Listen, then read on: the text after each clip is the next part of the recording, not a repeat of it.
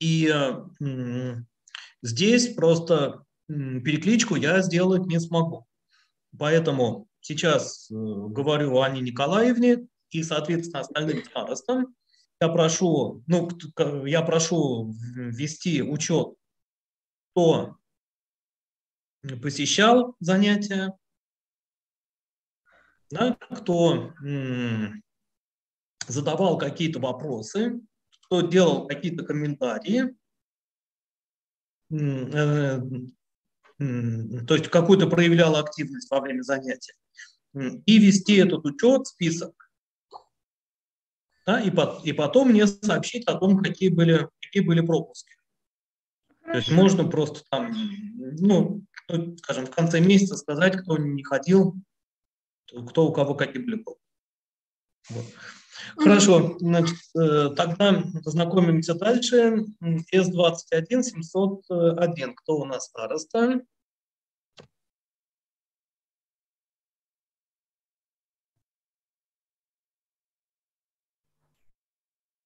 Это я, здравствуйте. Так, Макарова Мария, да? Так, у нас чего-то проблемы со связью, да? Я хоть на вас посмотрю. Можно я буду через одного человека, сейчас я настрою камеру, извините, пожалуйста. Ну ладно, ничего страшного. Хорошо, значит, Мария у нас староста. Кто-нибудь перестал ходить? Нет, все есть. То есть все в сборе, да? Да. Такого больше нет. Хорошо. Значит, 702 группа. Староста. Здравствуйте. Так, вот Мария Клемешова. Да.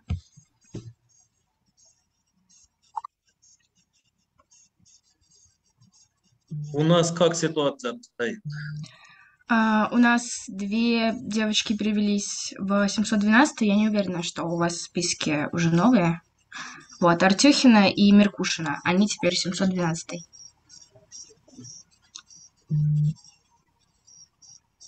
Угу. Значит, так, Артюхина и Меркушкина. Олеся, да? Да.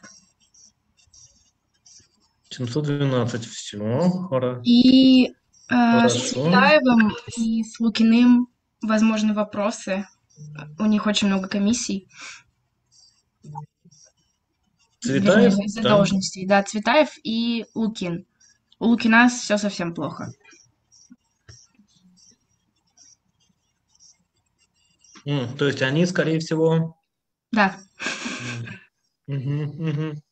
Ну, на худшее как бы не будем рассчитывать, но, к сожалению, тут вот бывают такие студенты, как,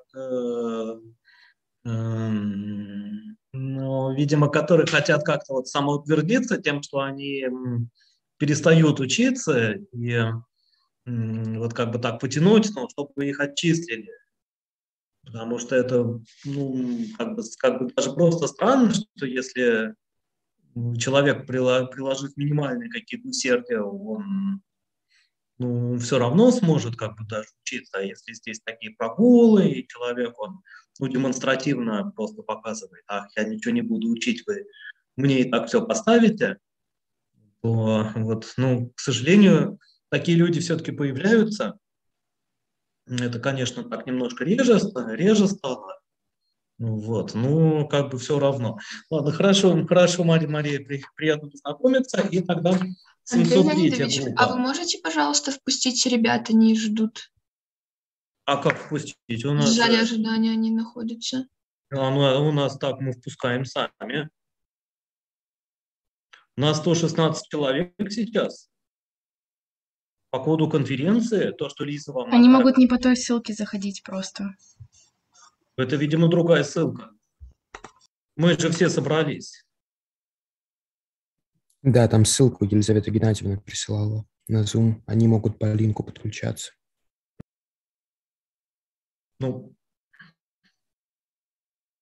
Ну, я вообще никого не впускал, я просто настроил, и оно... Хорошо, скорее всего, они ссылку перепутали.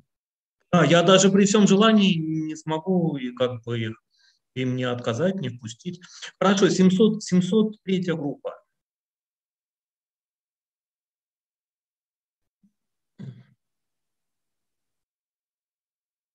Кто у нас староста?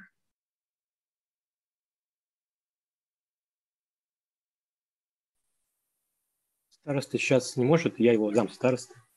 Могу я представить. Так, Владимир Юрьевич, да? Да. Так, а сам староста кто?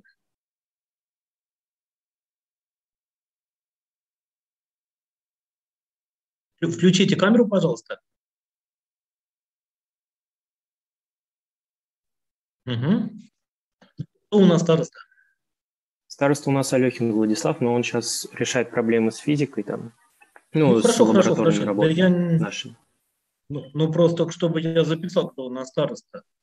Так, ну, у нас вот поменьше, и как обстоят дела?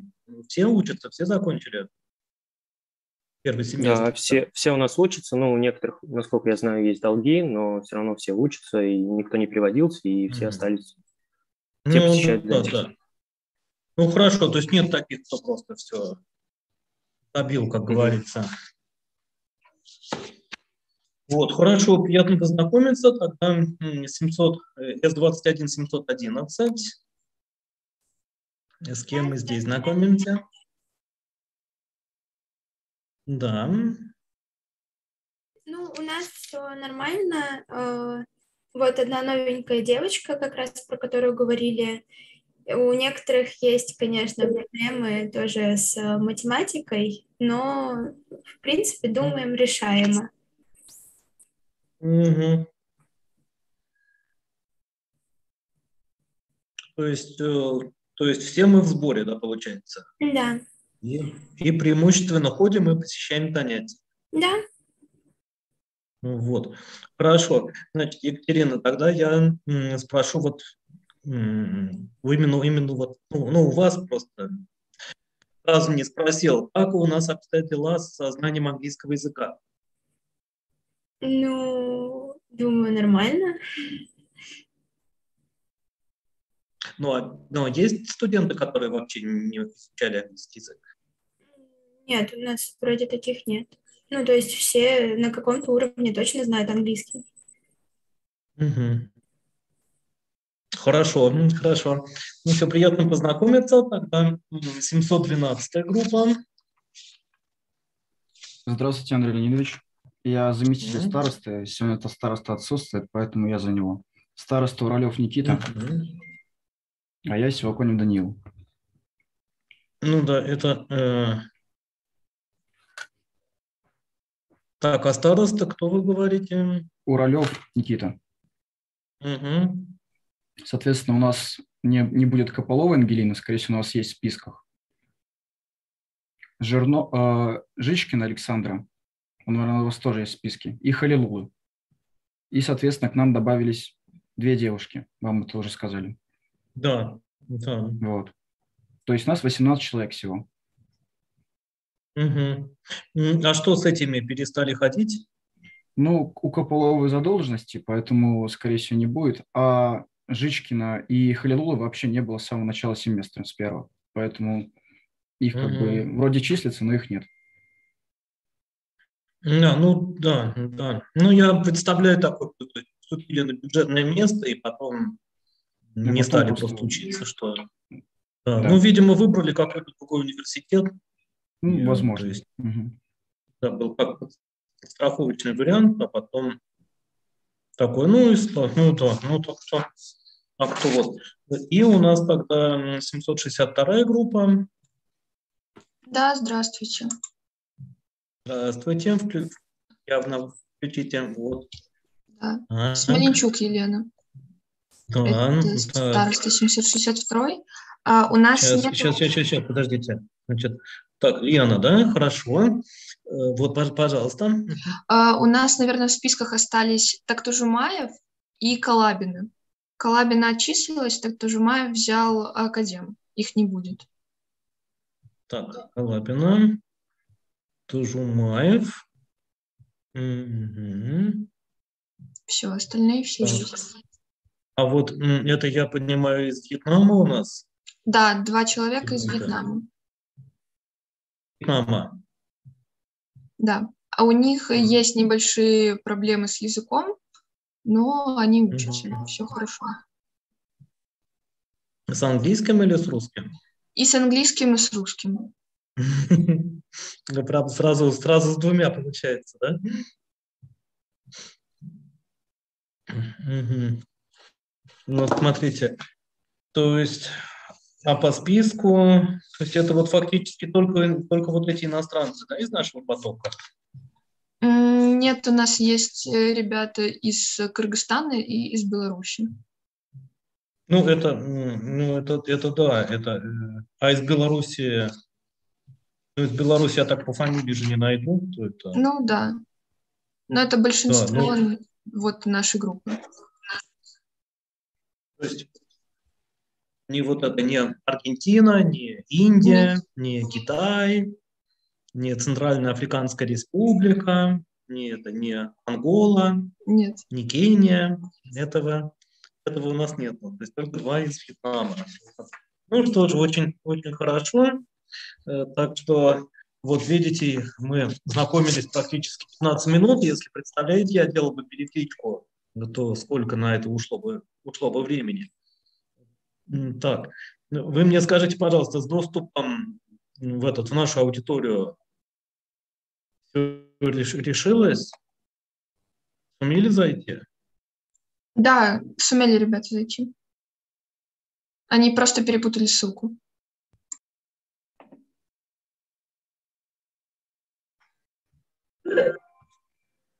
Так. Recording in progress.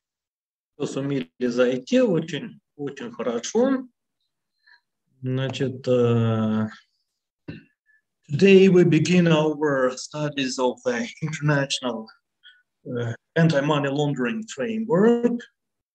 And over this semester, we will cover 12 topics that will allow you to take a look at how this system is organized and how it functions, including the main issues that will allow us to generalize the anti-money laundering approach. Then we'll take a look at how the anti-money laundering institutions have evolved over the period of time. And in the second half of our course, we will see we will review the general anti-money laundering requirements set for private sector entities, for the competent authorities, and other state bodies mentioned within our course. And further on, we will review the issues of international cooperation. Как бы в целом вот так немножко понятно по-русски, о чем я говорю? Абсолютно. Примерно понятно. Значит, теперь вопрос к вам. Для чего мы это проходим на английском языке? Расширить словарный запас по специальности. Чтобы взаимодействовать в дальнейшем. Тема отмывания доходов представляет угрозу для всего мира. Мы просто англичане. А почему не по-русски? Можно по-русски просто это проходить. Потому что по-русски неинтересно. Ну, просто здесь используются спецтермины на английском языке, и они нам помогут в дальнейшем взаимодействовать с другими странами. Профессии понадобится. Да не, Пленарное заседание. вообще причина другая. Мы же не зря словарь на английском языке делали, правильно? Значит, словарь на английском это лучшее, что было. Правильно, правильно. Значит, все абсолютно верно. Потому что вот эти системы международные, это же все исходит из США и стран Европы. Поэтому все эти тексты, и все это написано на английском языке.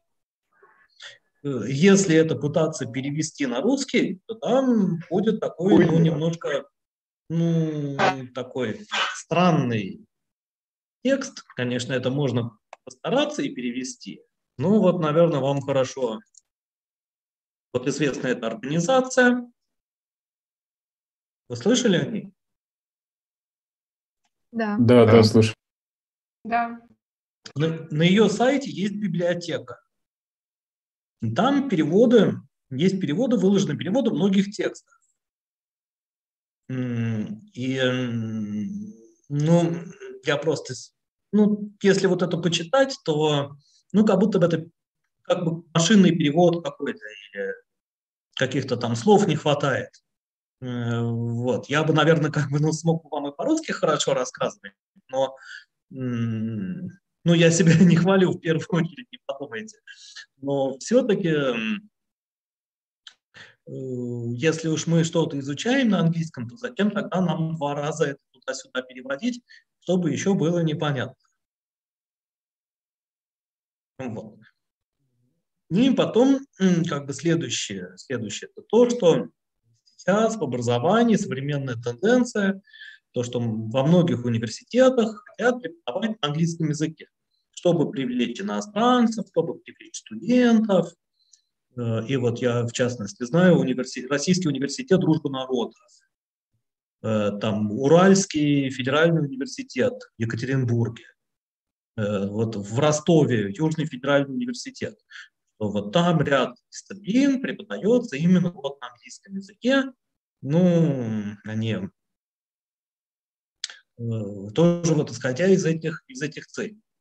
Но здесь все-таки, понимаете, одно дело преподавать там основы экономики или там ту же мировую экономику, когда это переведено все-таки с русского на английский опять преподается.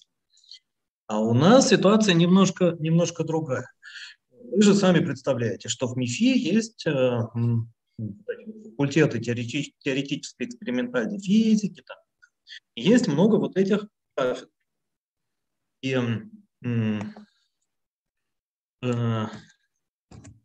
есть вот эта вот организация ЦЕРН. Помните, где ускоритель в Швейцарии?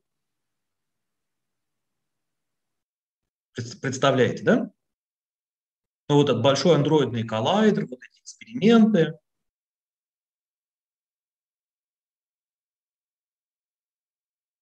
Да? Представляете, о чем я говорю? Да, представляю. Вот. И на старших курсах уже много лет тому назад, вот в прошлом, до того, как это пошла волна, кто преподаватель МИФИ был там на эксперименте, они приезжали когда сюда, они преподавали, но сразу на английском языке. Те вот результаты этих физических исследований. То есть поэтому для нашего университета это, собственно говоря, самое такое, естественное получается продолжить. И здесь, когда мы говорим о противодействии отмыванию денег, что эту же дисциплину тоже вести на английском языке.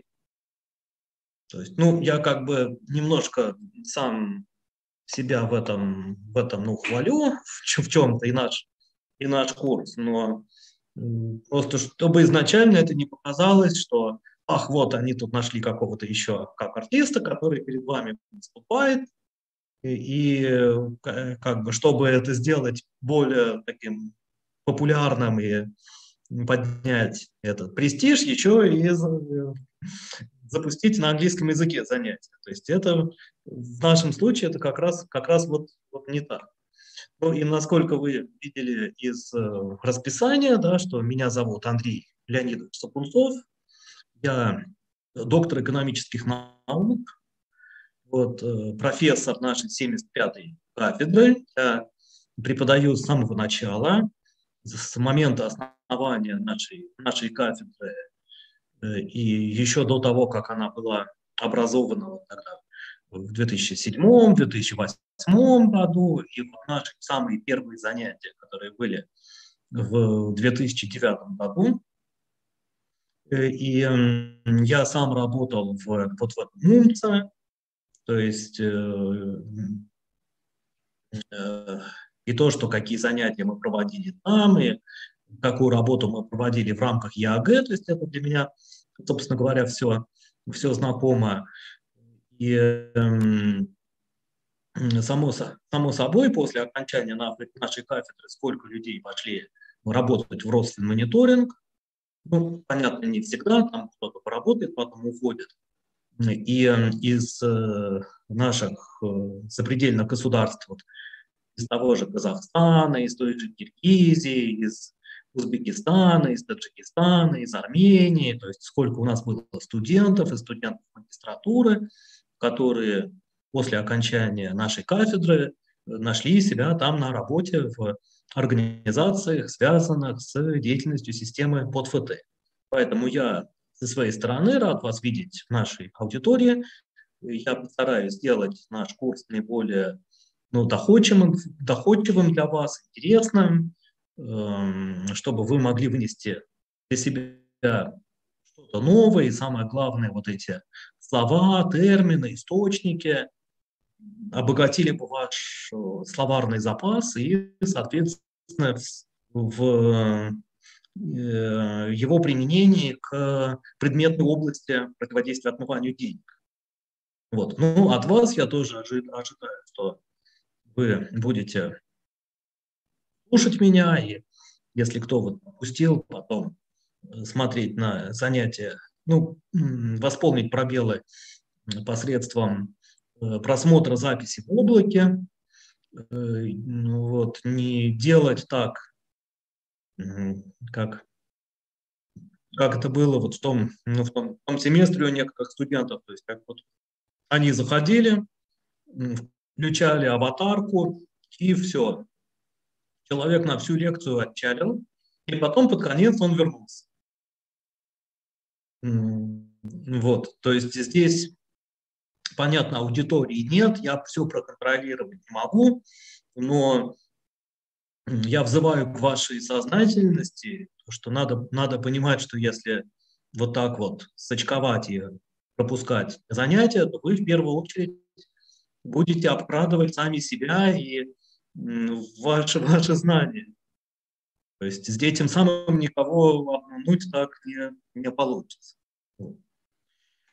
Поэтому, ну, как бы общую вводную часть мы с вами прошли.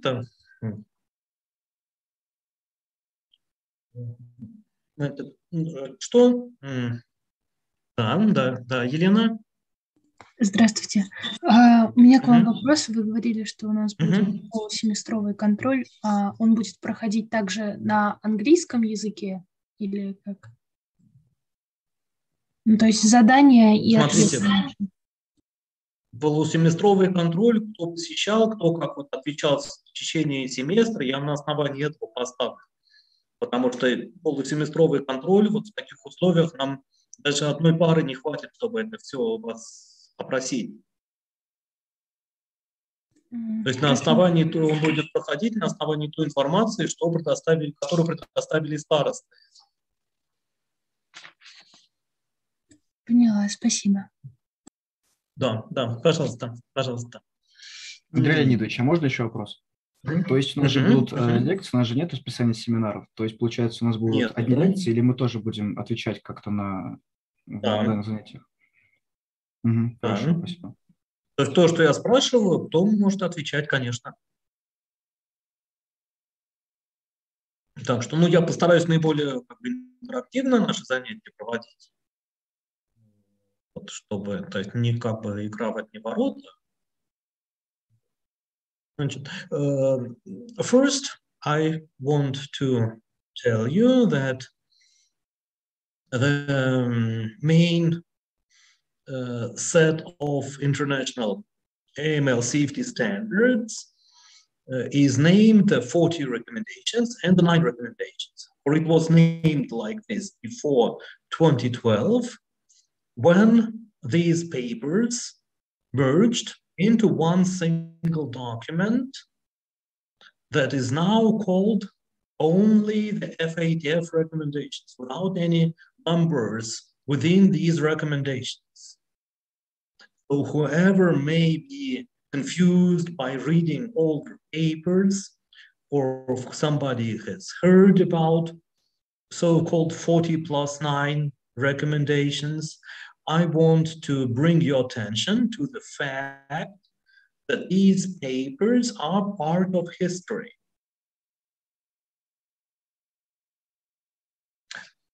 And exactly 10 years ago, these recommendations were renumbered and regrouped and renamed somehow. By the way, and by doing so, the redundancy of indicating similar measures for combating money laundering and combating the financing of terrorism was reduced. Like, for instance, you need to identify your customer, and you would identify it for the purposes of counteracting his money laundering activity. And then the same thing was in the 9 recommendations, when the bank needs to identify possible financiers of terrorism. But these 2 things are the same, plus you wouldn't know whether this person is engaged in either of these types of activity. Therefore, the preventive measures should be similar. Let me turn on the lights, excuse me.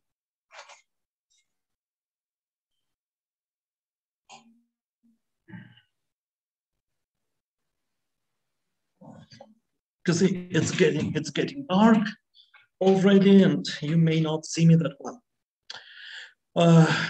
And we all know that in 2013, the 4th round of mutual evaluations began, and you probably have heard that a couple of years ago, our country was assessed by the FATF, by the Moneyval and the EAG, for the purposes of finding the level of compliance of our AML CFT system to the international standard. And some other countries have been assessed. I will tell you where to look at, and I will tell you about this further. So the general idea of improving the standard is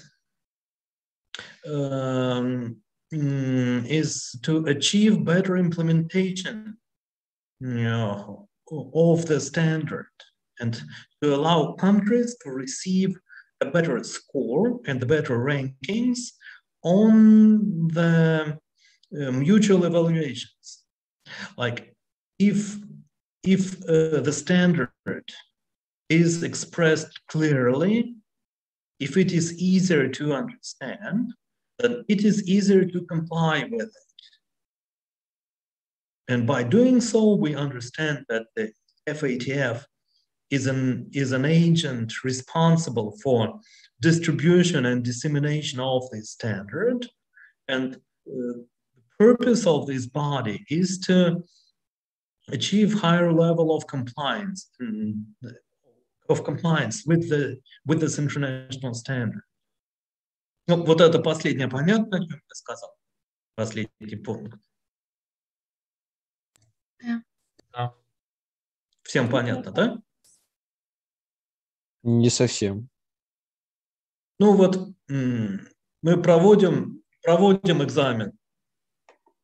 Скажем, вот вопросы, ответы, четко тест какой-то. И кто как на это ответил, ставится объективная оценка.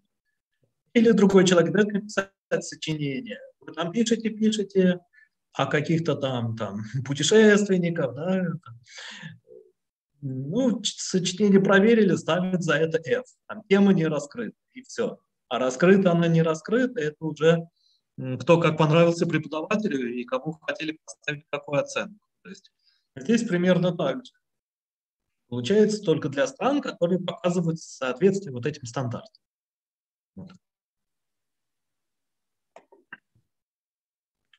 And these standards have received the following contemporary measures, including the risk-based approach, transparency, operational standards, these new threats and new priorities, such as corruption, politically exposed persons, tax crimes, and new measures of combating proliferation of measures of mass destruction, of weapons of mass destruction, excuse me. So we will try to study these new approaches, and I will try to explain to you how these new measures are being assessed by the FATF experts as something modern and advanced in combating money laundering and the financing of terrorism.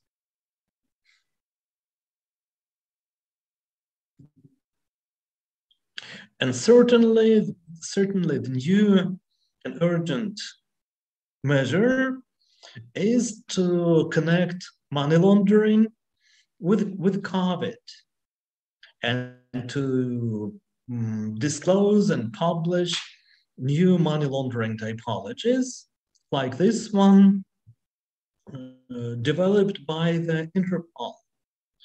When a buyer from Germany transferred money to the Netherlands and then to the United Kingdom for purchasing items related to personal protective equipment, like these masks, gloves, and other similar items. And instead, that company laundered 500,000 euro through Nigeria.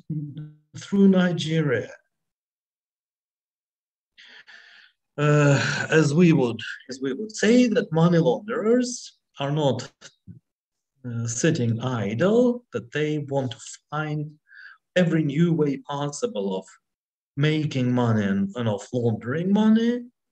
And these new possibilities also come from these threats to the international stability, such as the COVID pandemic.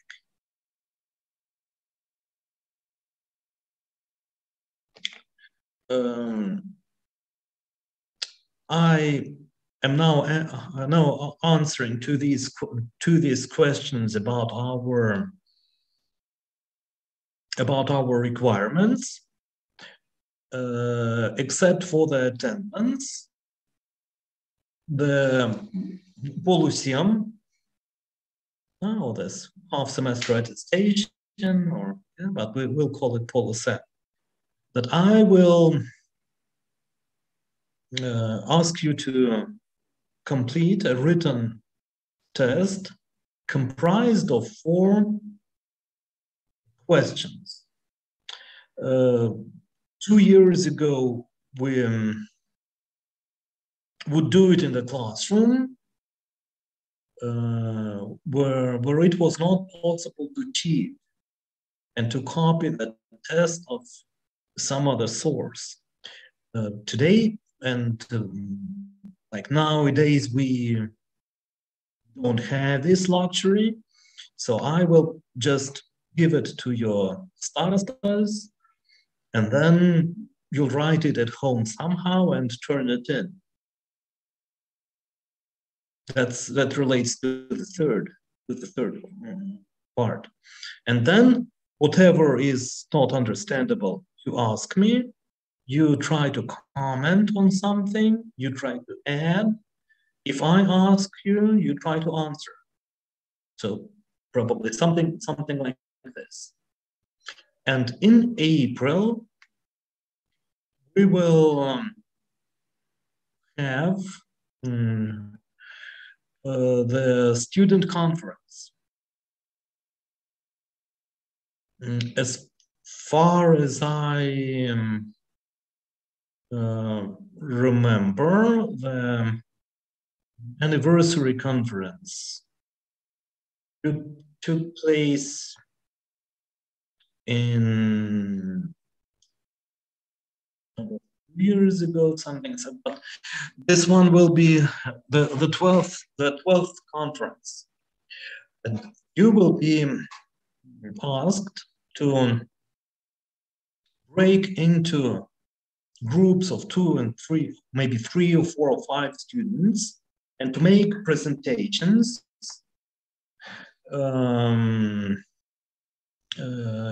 using one of these topics or one of these easier topics. Please take a look at Olga Yurievna Yefteeva. Yeah, please contact her. She will be keeping records of students, and she will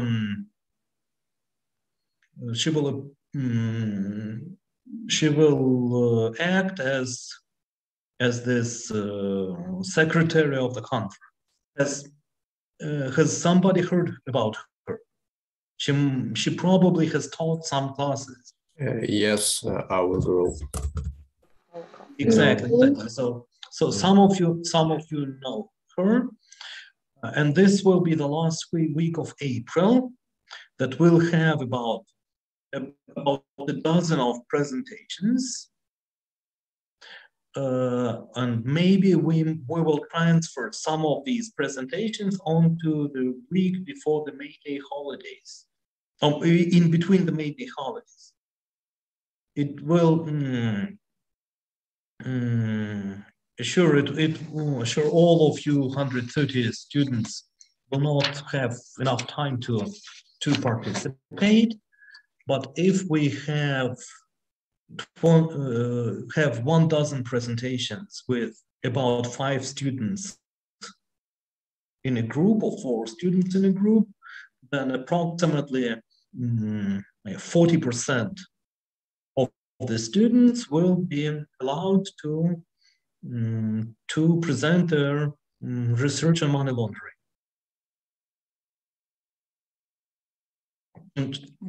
Конференции, понятно примерно? Да. Скажите, а можно со студентами из разных групп готовить или только из одной? Нужно готовить так, чтобы не совпали темы, чтобы были доклады на разные темы. И если вы придумываете свою тему, скажем, вот про коронавирус, сами придумываете, то чтобы у другой группы не было точно такой же темы. И вот это будет Ольга Юрьевна следить. А там уж с одной и с другой группой это не настолько важно теперь тем более вот эти дистанционные занятия. Так что, конечно, тут вопросов нет.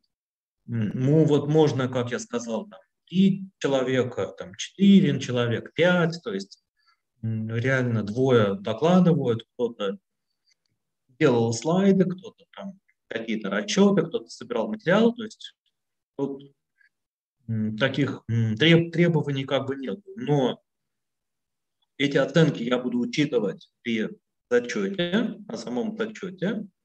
Кто выступил, это только лучше, оценка будет выше.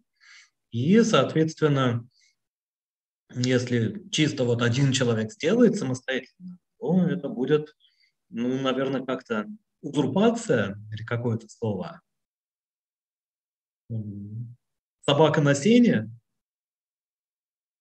То есть там, ну, другие слова я говорить не хочу. Вот. Но при этом вы понимаете, что если там 20 человек вы скажете в одном докладе, 2 выступают, а остальные 18 им там в чем-то помогали, то такого тоже не может быть. Вот. Ну, конечно, было бы глупо просто вот рассказать, там, только 4, или нет только 5, там, нет только 3.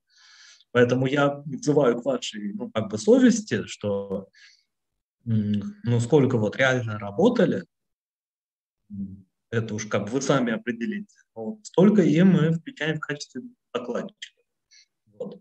И, конечно, хорошо придумать свои темы самостоятельные, да, какие-нибудь поинтереснее, тем более, вот, например, вот это видеостриминг.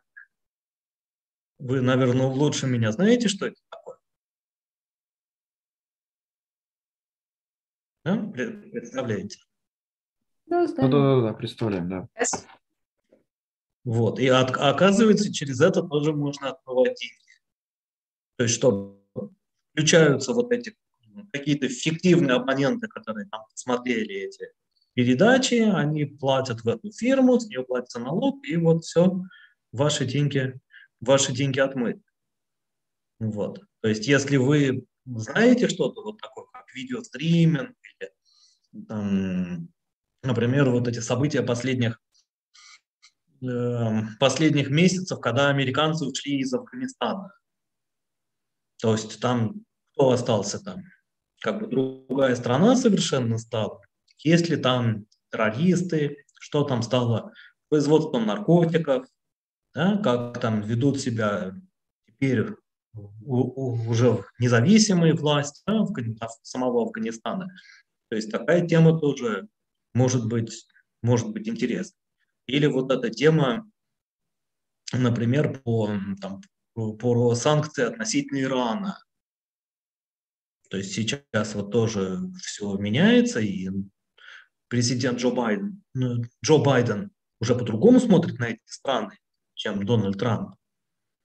И если кто-то вот тоже этим интересовался, скажем, восточной культурой, вот такими там вещами, самим Ираном, то тоже вот, пожалуйста, флаг вам в руки.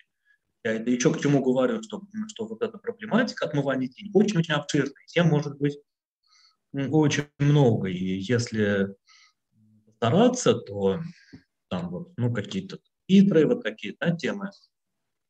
Ну, и хочу сказать, что это я в слайдах не обновил, это вот у меня еще там пару лет назад эти презентации, я менял и вот сами страны, и еще туда добавлял, то есть я это передам Ольге Юрьевне, новые темы обновленные, которые, ну, насколько они могут быть актуальными, отражать современные веяния, но понятно, что какие у меня есть там возможности, источники информации, что вас намного больше, и вы же все-таки моложе и современные, и вот это все цифровые технологии новые, которые таят в себе угрозы для отмывания денег. Поэтому если вы что-то найдете и об этом сами делаете презентацию, то это, конечно, флаг вам в руки, и мы действительно очень много, ну, что-то мы узнаем интересного, чем вот эти вот вещи,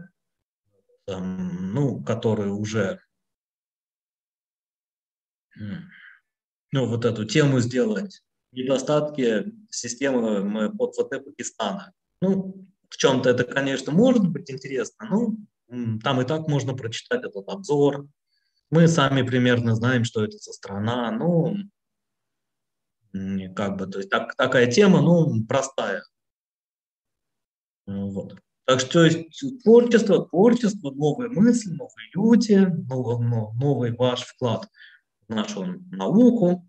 То есть мы как раз вот исходя из этого и проводим такие мероприятия. Говоря об учебном пособии, вот под моим авторством, оно так вот и называется. Его надо записать в PDF-ке, там вот эти все вопросы, слова, темы, там часть слайдов, то есть там это все присутствует.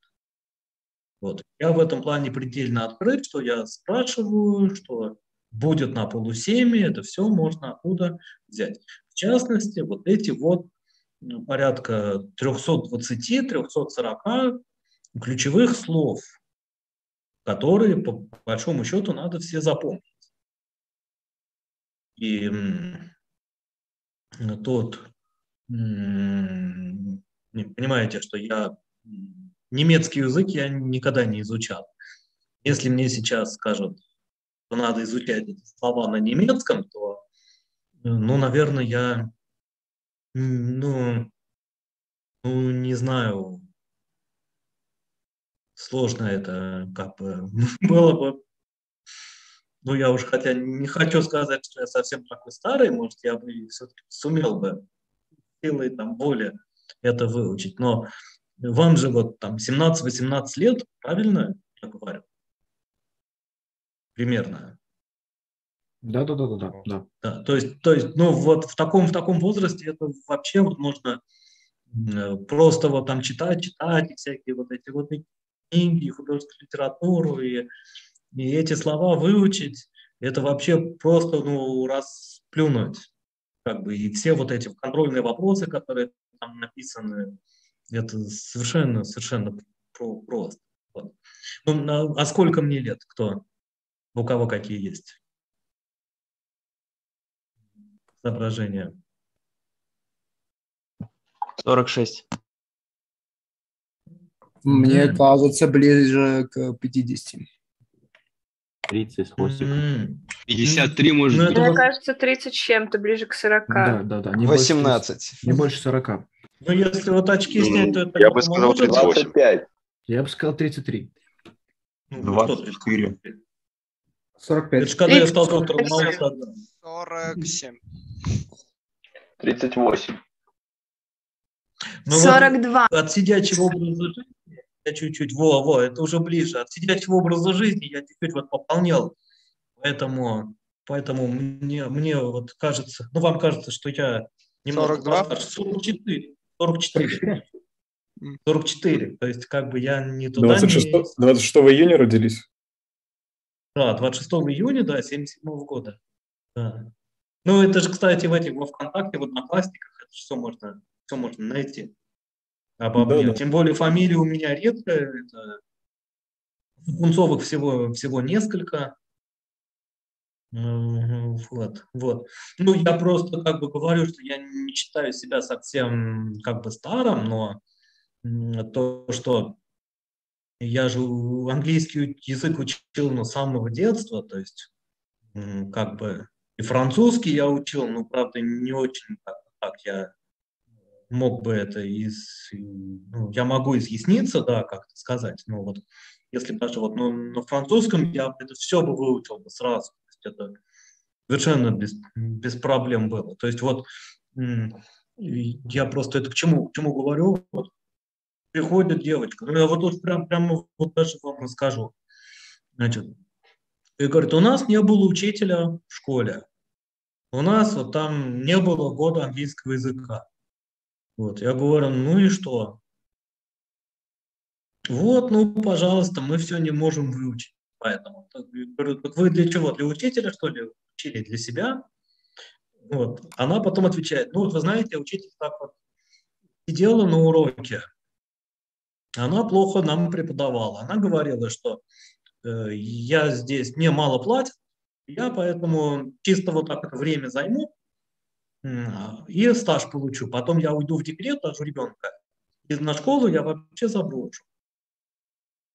Вот. И я такой, я даже тогда я ответил, вы что, ну, всем же известно, что учителям платят мало, и что любой человек же не будет работать бесплатно, он же свою судьбу строит. А вы мне сейчас говорите, дайте мне ключевые слова только из первых 2 тем, а остальные 10 я учить не могу. Вот мне только вот чуть-чуть. Я только вам расскажу о гангстерах, об Аль Капоне, а остальное я учить вот не могу из-за того, что у нее учитель не преподавала и родила ребенка. Я говорю, ну бог ты мой, ну что ж такое? Ну, то есть ваши-то годы. Ну вот я еще могу понять, скажем, вот, ребенок, он из семьи военнослужащих. И они переезжали на заставы, на пограничные заставы, да, или там военные городки, удаленные поселки на крайнем севере, да, там на Дальнем Востоке. То есть если там была какая-то школа в этой воинской части, но там действительно могли быть проблемы с набором учителей, потому что это, скорее всего, вольно-наемный персонал вооруженных сил, а что это, видимо, жены этих военнослужащих, то есть там, конечно, о качестве образования, ну, это можно сомневаться, но это хотя бы все равно достойная профессия, потому что человек внес вклад в повышение обороноспособности нашей страны, без военных тоже нельзя. И если уж такое получилось с ребенком, ну, в принципе, все это можно наверстать, никто не умер, и годы-то еще были бы те. Поэтому, ну, на такой я могу, ну, как бы, ну, не зверствовать и специально из-за этого не отчислить, если человек что-то учил, старался и не смог. Все. Так что, пожалуйста, сознательнее, как бы, и примите это то, что я... вот. Так что потом вот мы на зачет вот эти вот вопросы мы знаем, вот эти ключевые слова, все ваши ответы, выступления на зачете, вы на конференции. И вот последнее по 5 словам мы блиц вопрос-ответ делаем. То есть я называю термин, вы на него сразу отвечаете. Вот. Ну, опять же, с минус вот эти вот издержки нашего дистанционного обучения. Вот. Значит, всем это понятно? Вопросов здесь нету, поэтому? Нет вопросов. Все, отлично. Значит, ну, и, собственно говоря, вот это как бы следующее, that I encourage you to study by yourself, that you should look, you should read, you should review my presentations with these visual links and go online and download full texts of papers, of guidelines, and something relevant that may enrich your knowledge and enrich your vocabulary and these things. These are our 12 topics that we will eventually cover. I have already told you about them. And in the end, I would not want you to just skip this class, not to study, not to do anything, and not to bring you closer to passing the final test. Having completed the introductory part of our course, we commence the first topic because we only have almost half an hour, and today we'll have I'll have just some time to tell you about the brief history of money laundering and the first money launderers that are famous.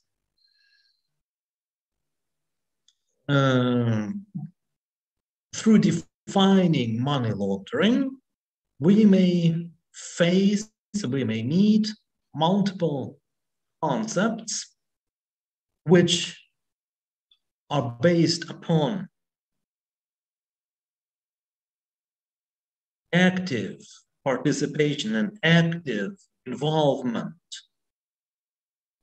in financial transactions that will allow us to disguise the illegal origin of our proceeds. To disguise means to vanish, to clear it, to hide it. So you do something with the money, and in the end, it looks like that this money has come from something legal. But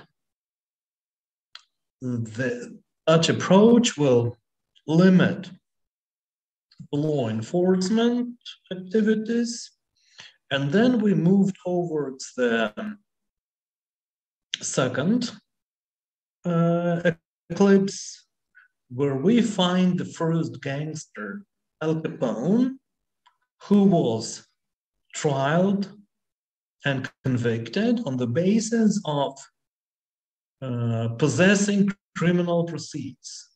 And the fact of this possession was indicated through him not paying income tax. This is criminal money. The tax wasn't paid, but he could not pay this tax. But since he didn't pay the tax, it validated that this money was illegal. So he didn't launder, he only owned the money. But then if we go further, then we may say that money laundering is having any kind of illegal money, that it's not just criminal money. That if you run that unlicensed taxi, if you give some private lessons and don't have any official registration, if you go to a flea market and trade there, yeah, the flea market, the hub, that's, do you understand it?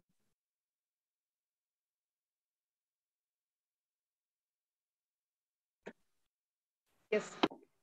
Mm-hmm.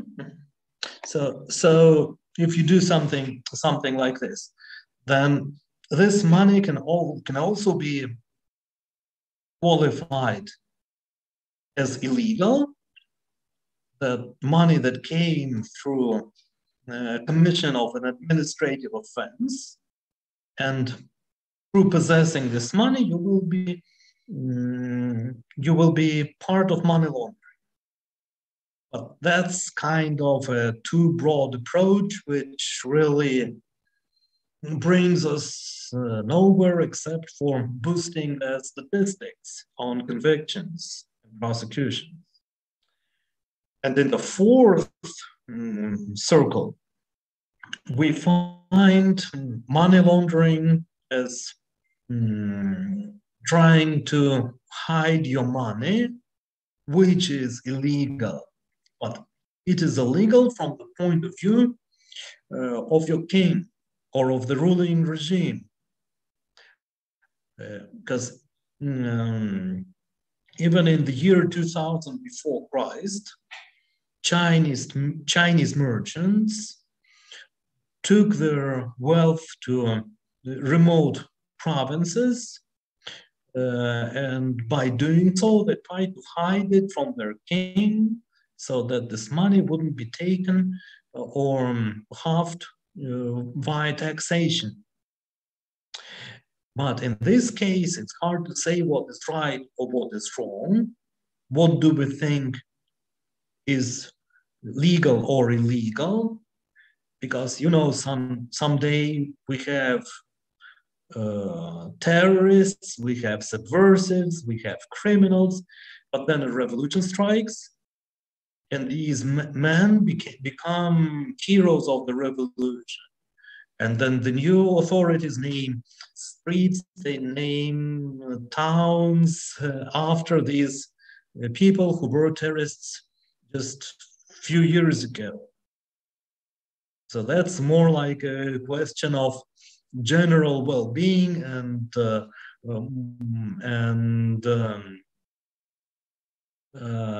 our existence in society and in the world.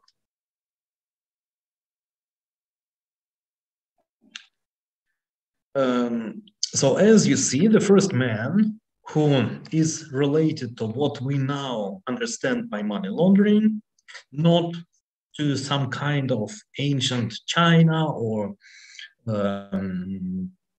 Spanish Empire and activities of conquistadors in 17th century, but only to what we would understand and relate as a money launderer. And that man is, you would see the face. It's very well recognizable because he's been portrayed in many movies and many posters and these bars and some clothes, whatever was related to this gangster theme. Because this man was born in the last year of 19th century, and when he turned only 21, he already became an influential lieutenant in the mob. What do we mean by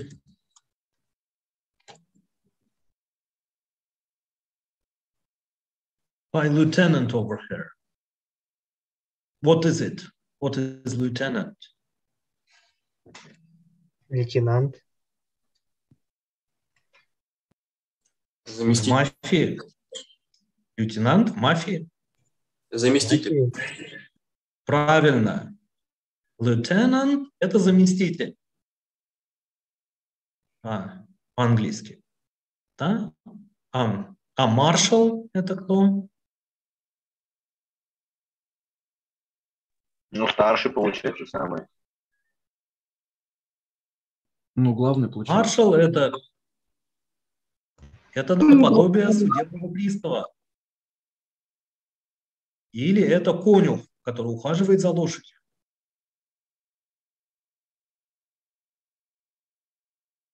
Ну, вот, например, в США вот есть такая должность – Lieutenant Governor. Lieutenant Governor. Да, это будет вице-губернатор.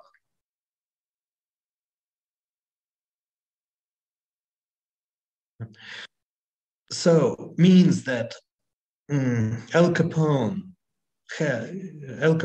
gained some authority within the mob, and during Prohibition, when the US authorities banned production and distribution of liquor, meaning whiskey, beer, whatever contained alcohol, that the mob organized importations of whiskey from Canada. They also distilled alcoholic beverages by themselves and started selling them, which yielded an enormous profits. Plus, the mob expanded its activity into racketeering, extortion, and criminal and sexual exploitation. For these enormous receipts of cash were mingled with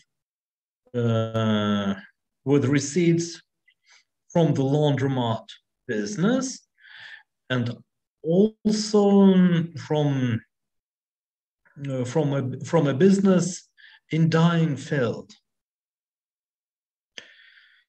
But the thing is that the federal law enforcement authorities could not produce evidence sufficient enough to convict Al Capone on commission of predicate offenses, because he didn't kill anybody, he did not touch any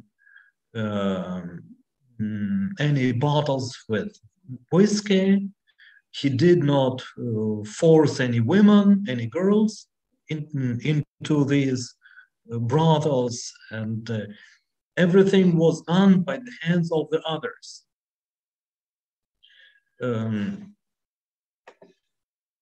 But the US Treasury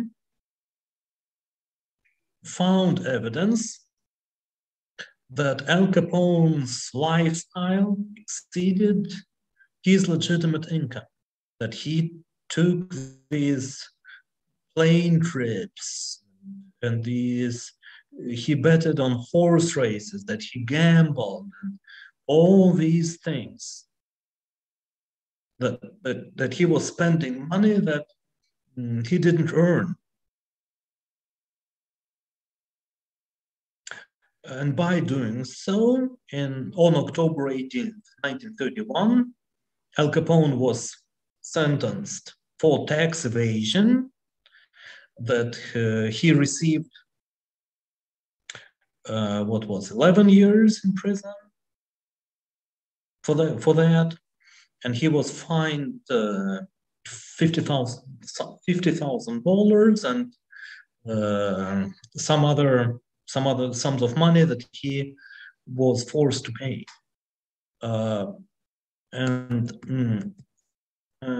Capone, he was put in prison, but he was sick with syphilis, and he did not get adequate treatment of syphilis, and therefore his health greatly deteriorated. Like, he's lost his mind because the infection got into his brain, and by the time he was released, he had the mentality of a 12-year-old boy. So by doing so, the U.S. law enforcement eliminated the leader of the gang, which eventually, and the mob eventually deteriorated by itself without proper management.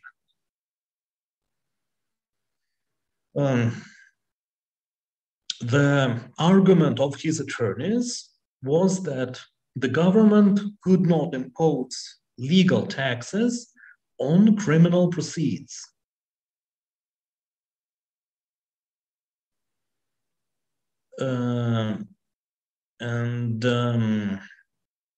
You can see that like this thing, the Valentine's massacre, when 7 persons died. It's like a famous fact from US history. And on the bottom top, you see this his prison cell at Eastern State Penitentiary, how it was decorated with these lamps and his desk. But some authors state that the laundromat was just a legend, especially Jeffrey Robinson, and you may find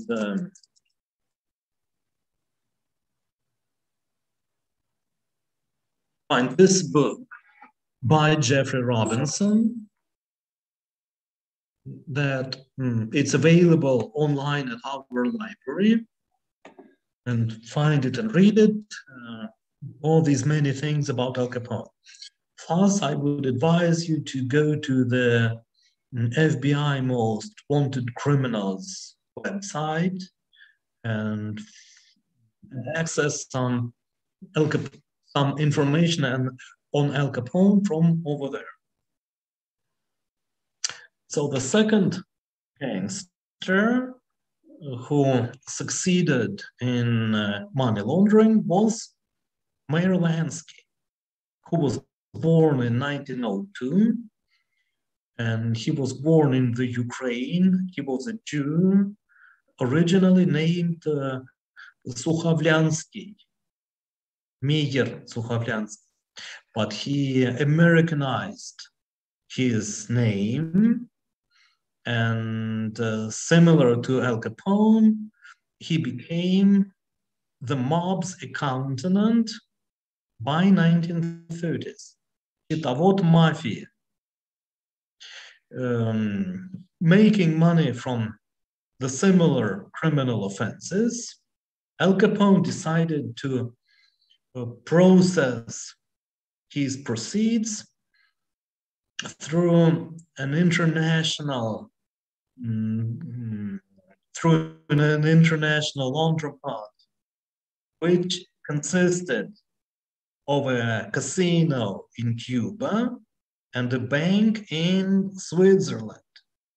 So that money left the United States, was shown as if somebody gambled at this casino, like played, lost, and that money came from these investments abroad, from the US investments abroad. By the time the revolution struck Cuba and Fidel Castro took over Cuba, that was a resort for the Americans, and Casino Nacional in Cuba allowed to realize these US investments abroad and to earn the enormous amount of whatever was assessed as $300 million. By now, that'd be close to $800 million. So that's a lot of money. And Mayor Lansky was approached a couple of times by the US law enforcement, but it was not possible to investigate that his money laundering schema, and therefore he died of natural causes in Miami in 1983. By concluding this, we presume that he was the first money launderer in the modern sense. Because before Lansky, it would be common for gangsters to draw money from their casinos in order to avoid paying taxes. Значит, вот это вот. Виден этот слайд? Хорошо? Да-да-да, видим. Да, видно. Да, все видно. You would know and you would refer to this thing as the черная касса. Черная касса. Can somebody define this черная касса from the reality of Russian economy? You would probably met it a number of times, and even just recently.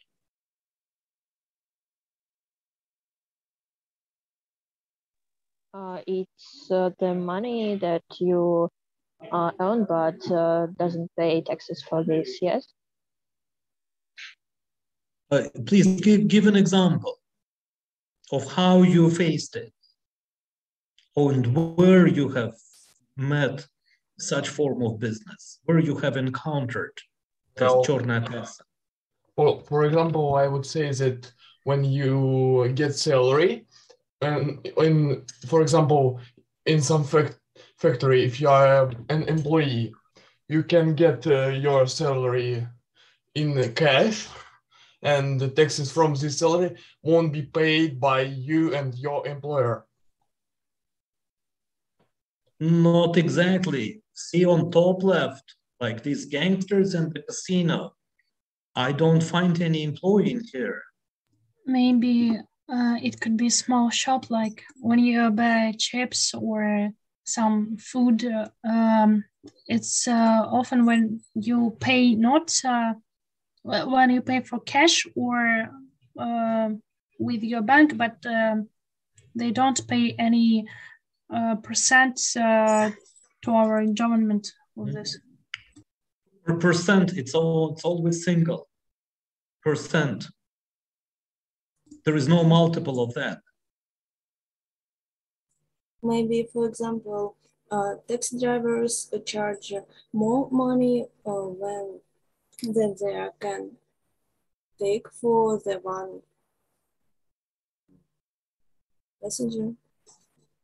Yes, exactly. You go to a marketplace, you want to buy something to repair your apartment. You buy pipes, you buy electrical cable, and that salesman wants you to pay in cash. he would not want you to use your credit card, because by doing so, he may just take this money and he will pay no taxes on that. Or you hire a taxi cab, he will just give you a ride, you pay cash, nobody knows. That's something like this. But if you have some money, you can spend it on your personal items. You can buy this jacket, you can buy this tie, you can buy a telephone, but you cannot buy a house with that, because you will be like Al Capone. And that was his invention, that you have this shop at a market, at a market for construction. You show that somebody came and he was buying these pipes, these cables, that you have this taxi that was running 24/7, giving rides for all these passengers, that it was very, very profitable. And you put this money as if it came from these clients, but originally you were, for instance, on the streets, you were selling drugs, you had this cash from there, you made that cash. You would try to process it by this business. But same as that casino, in the US, same as this taxi cab, it will have a limitation of how much it can make. But if you go abroad, if you go to Cuba, then it will be beyond the authorities, the local authority. That's why it was common for Russian businessmen to launder money through adjacent countries. Like money was laundered through Latvian banks because they were beyond the outreach of Russian authorities. And same thing was for republics of Central Asia. The third stage is connected with the Watergate Scandal, which you probably have heard about. U.S. President Richard Nixon, when he broke into the headquarters. I mean, not personally, when his accomplices broke into the headquarters of the Democratic Party, and President Nixon had to step down. But it was the year when the term laundering appeared into connection of processing this dirty money, when Richard Nixon's campaign received 200,000 legal campaign contributions, and they were transferred to Mexico, and then they were repatriated through a company in Florida, and then they looked like legitimate money that they could spend on their campaign and to, like you understand, and to promote these people to vote for Richard Nixon, because they could not spend it right away due to some limitations of the origin of the money, because it was illegal.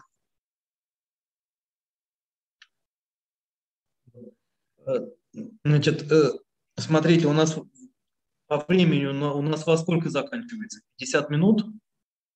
Да. Ровно.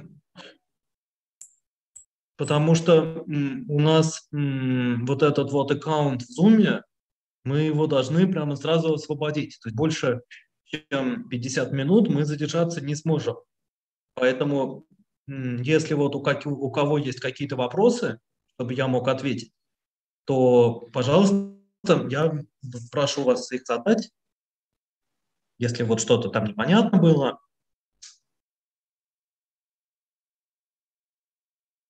Ну, или хорошо, вот этот четвертый вопрос тоже пройдем, если я сам скажу. So the fourth paragraph covers the appearance of money laundering in the legal context. When in 1970, the US Bank Secrecy Act was adopted, and this act, required banks to do these three steps: report cash transactions, identify persons, store identity information, and refuse strangers and random customers from banking. And third, that it was necessary to keep the paper trail and to keep all records on transactions so that it be possible to follow the money and to link one transaction with another. So these steps 1 and 2 and 3 are interconnected. And this act was advanced in 1986 through adoption of the US Money Laundering Control Act, which established money laundering is a federal crime. I mean, it's one thing whether you get this money from somewhere, whether you sell drugs or you rob or you do something illegal. But if you process this money, or when you launder this money, that it's a separate offense. Same as when you try to structure your transactions, like to break them into smaller ones, or to do something with your transactions so that they would not show as money laundering, then it's also a separate offense. And then these are the things that there has to be a special so-called compliance officer could be at banks, could be responsible for implementation of anti-money laundering measures, and that there have to be some sanctions for violations of the Bank Secrecy Act. And then we note the year of 1982 when the term money laundering was used in an American court. So the next step is 1988, when the so-called Vienna Convention on illegal trade in drugs, or let's see this full name, was adopted. It did not contain the term money laundering. However, it had the scope of money laundering. When you can see these things, that it's better to make drug trade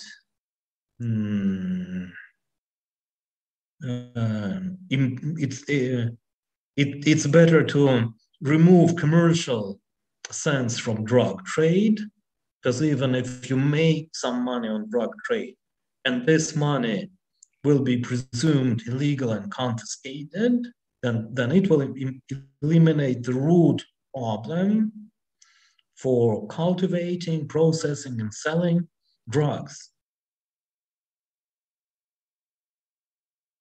And then the following year, in 1989, the U.S. president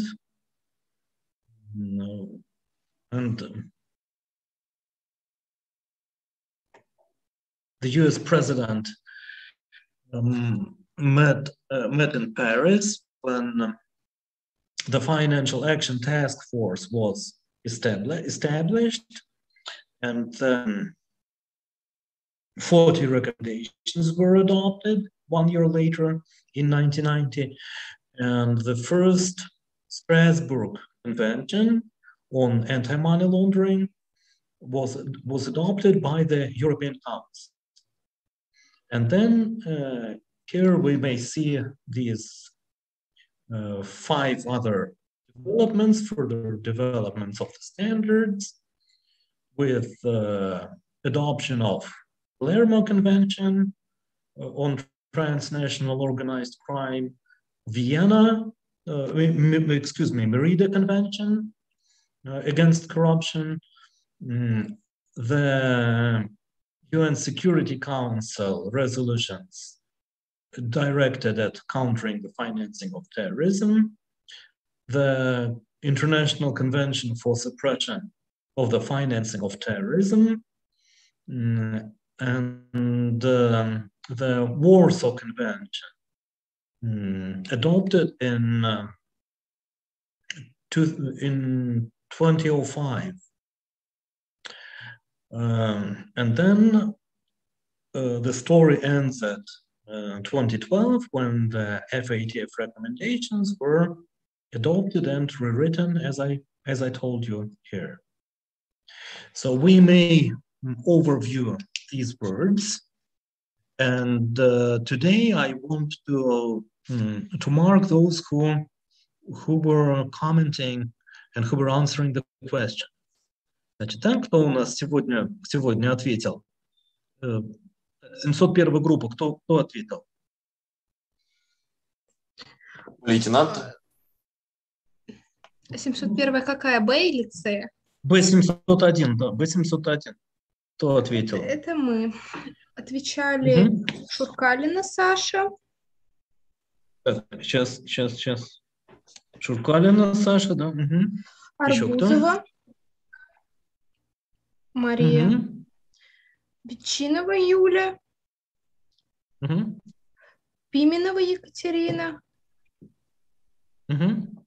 Афонин Максим. И Погожева Полина.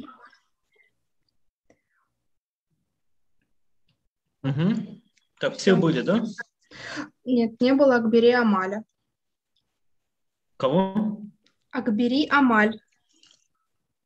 Ну да, это понятно. Так, хорошо, спасибо. Значит, С701.